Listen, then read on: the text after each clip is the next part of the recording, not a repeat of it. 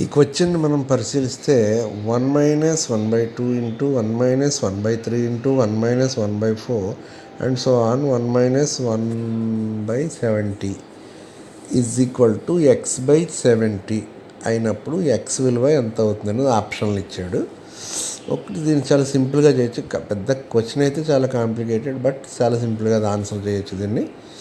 ఎలా అంటే 1 - అంటే దీనికి క్రాస్ మల్టిప్లికేషన్ చేసుకోవడం ద్వారా 1/2 వస్తుంది. అంటే 2 × 1 = 2 క్రాస్ వైజ్, -1 అంటే 1/2 వస్తుంది. ఇంటూ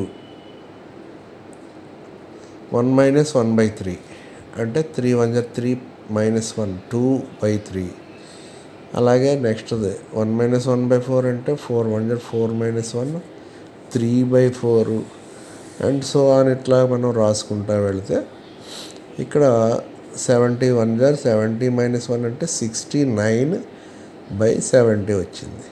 ఇప్పుడు దాని ముందుది కూడా మనం రాయొచ్చు 68 అంటే ఇక్కడ పరిశీలిస్తే ఒకటి తగ్గుతుంది కాబట్టి వెనక్కి 69కి ముందు 68 కింద 69 వస్తుంది. ఇప్పుడు క్రాస్ వైజ్ క్యాన్సిల్ చేసుకుంటూ వెళ్ళిపోవచ్చు. చూడండి,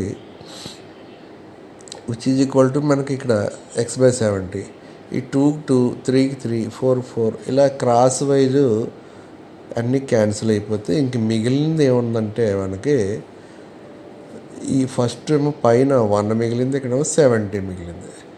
1/70 ఈజ్ ఈక్వల్ టు x/70 అంటే x ప్లేస్లో ఎంత ఉన్నట్టు అయింది ఇప్పుడు?